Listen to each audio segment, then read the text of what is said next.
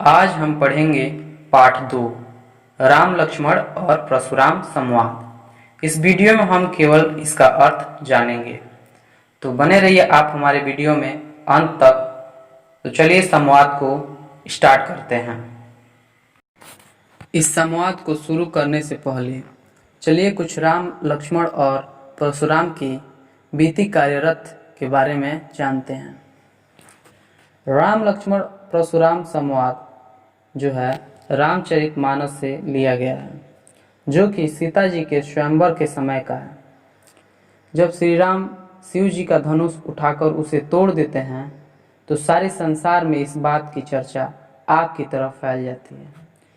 जब यह बात परशुराम जी के कानों तक जाती है और उन्हें पता चलता है कि उनके गुरुदेव शिव जी का धनुष किसी ने तोड़ दिया है, तो वो अपने आप से बाहर हो जाते हैं, यानी वो बहुत गुस्से में हो जाते हैं और वो धनुष तोड़ने वाले व्यक्ति का वध करने के लिए सीता जी के स्वयंवर में आ जाते हैं। उसके बाद राम लक्ष्मण और परशुराम जी के बीच जो बातें होती है उसका वर्णन यहाँ दिया हुआ है और इस पाठ में हम लोग पढ़ेंगे। तो आइए जाने इस पाठ के अंदर का भावार्थ। तो चलिए पढ़ते हैं।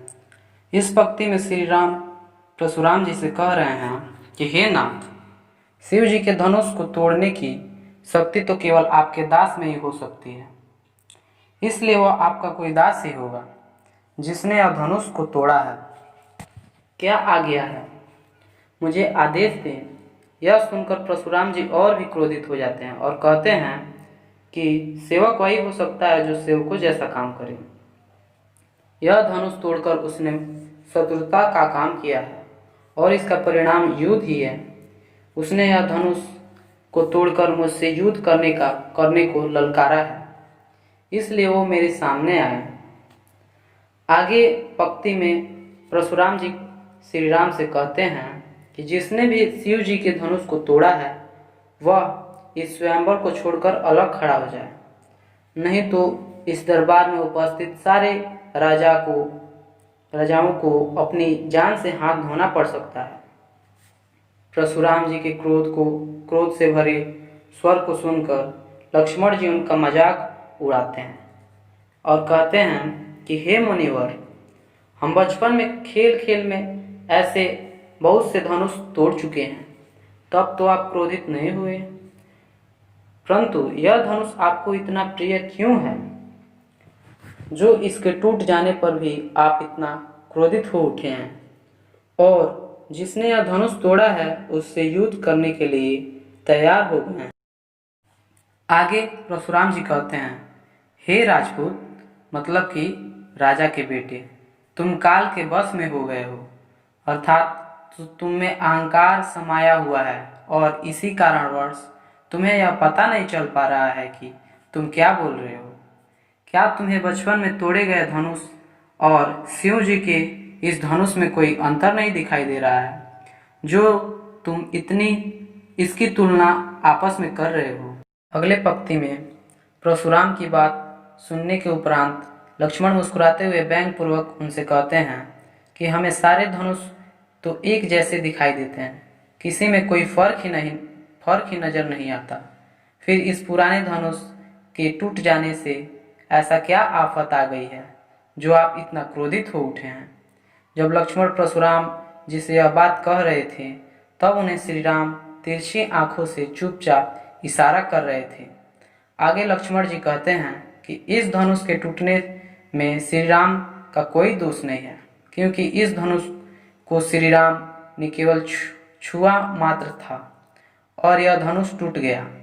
अब व्यर्थ में ही क्रोधित हो रहे हैं। अगले पंक्ति में हम लोग पढ़ेंगे। परशुराम लक्ष्मण जी की इन व्यंग से भरी बातों को सुनकर और भी ज़्यादा क्रोधित हो जाते हैं। वे अपने फरसे की तरफ देखते हुए बोलते हैं, हे मूर्ख लक्ष्मण, लगता है तुझे मेरे व्यक्तित्व के बारे में पता नहीं। मैं अभी तक बालक समझकर तुझे क्षमा कर रहा था, परंतु तू मुझे एक साधारण मुनि समझ बैठा है। मैं बचपन में ही ब्रह्मचारी हूँ। सारा संसार मेरे क्रोध को अच्छी तरह से पहचानता है। मैं क्षत्रियों का सबसे बड़ा शत्रु हूँ। अपने बाजुओं के बल पर मैंने कई बार इस पृथ्वी से क्षत्रियों का सर्वनाश किया है और इस पृथ्वी को जीतकर ब्राह्मणों को दान में दिया है। इसलिए हे राजकुमार लक्ष्मण, मेरे फरसे को तुम ध्यान से देख लो। यही वह फरसा है जिससे मैंने सहस्त्र बाहु का संहार किया था। अगले पंक्ति में हम लोग पढ़ेंगे, हे राजकुमार, तुम मुझसे भिड़कर अपने माता पिता को चिंता में डाल रहे हो, अर्थात तुम अपनी मृत्यु को न्योता दे रहे हो। मेरे हाथ में वही फरसा है जिसकी गर्जना सुनकर माता के गर्भ में पल रहे बच्चे का भी नाश हो जाता है। अगले पद में हम लोग पढ़ेंगे, परशुराम की डींगे सुनकर लक्ष्मण मुस्कुराते हुए बड़े प्रेम स्वर में बोलते हैं कि परशुराम तो जाने माने योद्धा निकले। आप तो अपना फरसा दिखाकर मुझे डराना चाहते हैं, मानो फूंक से ही पहाड़ उखाड़ना चाहते हो। परंतु मैं कोई छुई मुई का वृक्ष नहीं जिसे आप अपनी तर्जनी उंगली दिखाकर मुरझा दें। मैं आपकी इस बड़ी बड़ी डींगे से डरने वालों में से नहीं हूँ। अगले पंक्ति में हम लोग पढ़ेंगे, लक्ष्मण जी कहते हैं, मैंने आपके हाथ में कुल्हाड़ा और कंधे पर टांगे तीर धनुष देखकर आपको एक वीर योद्धा समझा और अभिमान पूर्वक कुछ कह दिया। आपको ऋषि भृगु का पुत्र मानकर ज्यों कांधे पर जनेऊ देखकर आपके द्वारा किए गए सारे अपमान सब सहन कर लिए और क्रोध की अग्नि को जलने नहीं दिया। वैसे भी हमारे कुल की परंपरा है कि हम देवता, ब्राह्मण, भक्त एवं गाय के ऊपर अपनी वीरता नहीं आजमाते। आप तो ब्राह्मण हो और मैं आपका वध करूं तो पाप मुझे ही लगेगा। आप अगर मेरा वध भी कर देते हैं तो मुझे आपके चरणों में झुकना पड़ेगा। यही हमारे कुल की मर्यादा है। फिर आगे लक्ष्मण कहते हैं कि आपके वचन ही किसी ब्रज की भांति कठोर है, तो फिर आपको इस कुल्हाड़े और धनुष की क्या जरूरत है।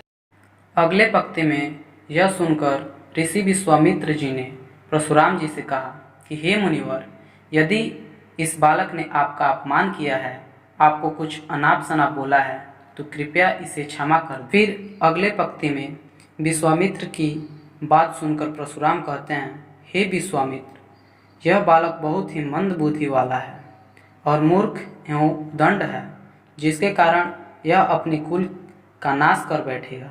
इसे सत्य का ज्ञान नहीं है। यह चंद्रमा में लगे दाग की तरह अपने कुल के लिए एक कलंक है। आपको इसको काल ने घेर रखा है।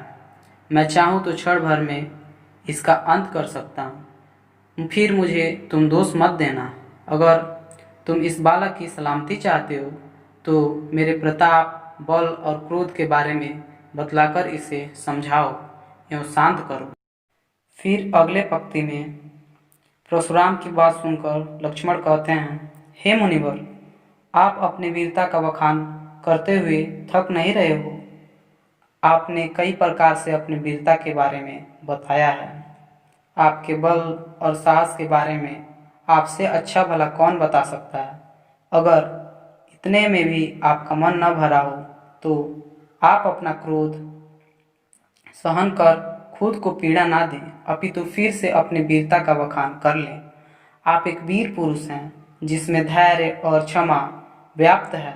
आपके मुंह से अब शब्द शोभा नहीं देते। अगले पंक्ति में लक्ष्मण जी परशुराम से कहते हैं कि शूरवीर योद्धा युद्ध में ही अपनी शूरवीरता का प्रदर्शन करते हैं। वे अपने मुंह मियाँ मिठू नहीं बनते, इसके अर्थात स्वयं के मुंह से स्वयं की प्रशंसा नहीं करते और रणभूमि में अपने शत्रु को सामने पाकर कायरों की तरह बातों में व्यर्थ समय नहीं बिताते, अपितु युद्ध करके अपनी वीरता का परिचय देते हैं। फिर अगले पंक्ति में लक्ष्मण जी परशुराम से कहते हैं कि हे मुनिवर, ऐसा लग रहा है कि आप मृत्यु को मेरे लिए हाँक लगाकर बुला रहे हो। लक्ष्मण के इस व्यंग को सुनकर परशुराम बहुत ही क्रोधित हो जाते हैं और अपने फरसे को हाथ में लेकर बोलते हैं कि इस बालक के वध के लिए संसार मुझे दोष ना दे, क्योंकि इसने खुद अपने कटु वचनों के सहारे अपनी मौत को बुलाया है। मैंने इसे बालक समझकर कई बार क्षमा किया, परंतु अब यह मरने योग्य हो गया है। अगले पंक्ति में यह सुनकर विश्वामित्र जी मन ही मन हंसने लगते हैं और सोचते हैं कि परशुराम जी ने सभी क्षत्रियों को हराया है, तो वे राम लक्ष्मण को भी साधारण क्षत्रिय मानकर उन्हें आसानी से हराने के बारे में सोच रहे हैं, परंतु उन्हें इस बात का ज्ञान नहीं है कि उनके समक्ष कोई गन्ने के रस से बना गुड़ नहीं है, अपितु लोहे के फौलाद से बनी तेज तलवार है। अर्थात राम एवं लक्ष्मण को साधारण क्षत्रिय समझने की भूल कर रहे हैं, जबकि दोनों ही एक शूरवीर एवं पराक्रमी योद्धा हैं। अगले पंक्ति में लक्ष्मण परशुराम जी से कहते हैं कि हे मुनिवर, आपके शील स्वभाव से पूरा संसार भली भांति परिचित है। आप अपने माता पिता के कर्ज से तो पूरी तरह मुक्त हो चुके हैं, परंतु अभी तक आपके ऊपर गुरु का ऋण बाकी बचा हुआ है, जिसे आप जल्द से जल्द उतारना चाहते हैं, और इसी कारण आप मेरा वध करने पर तुले हुए हैं। यह ठीक भी है, क्योंकि बहुत दिन हो चुके हैं। अब तक तो आपके ऊपर गुरु ऋण का ब्याज भी बढ़ चुका होगा, तो फिर देर करने की ज़रूरत नहीं है। किसी हिसाब किताब करने वाले व्यक्ति को बुला लीजिए, मैं देर किए बिना अपनी थैली खोलकर सारी धनराशि चुका दूंगा। फिर दूसरे पंक्ति में लक्ष्मण के यह कठोर वचन सुनकर परशुराम अपने क्रोध की आग में जलने लगते हैं और अपने फरसे को पकड़कर आक्रमण की मुद्रा में आते हैं, जिसे देखकर दरबार में उपस्थित सारे लोग हाय हाय करने लगते हैं। यह देखकर लक्ष्मण परशुराम से कहते हैं कि आप मुझे अपना फरसा दिखाकर भयभीत करना चाहते हैं, और मैं यहाँ आपको ब्राह्मण समझकर आपसे युद्ध नहीं करना चाहता।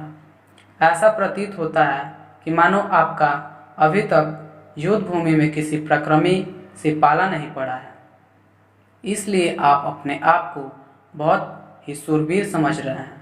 यह बात सुनकर दरबार में उपस्थित सारे लोग अनुचित अनुचित कहकर पुकारने लगते हैं, और श्री राम अपनी आंखों के इशारे से लक्ष्मण को चुप होने का इशारा करते हैं। अंतिम पंक्ति में लक्ष्मण द्वारा कहा गया प्रत्येक वचन आग में घी की आहुति के समान था, और परशुराम जी की अत्यंत क्रोधित होते देख श्री राम ने अपने शीतल वचनों से उनकी क्रोध अग्नि को शांत किया।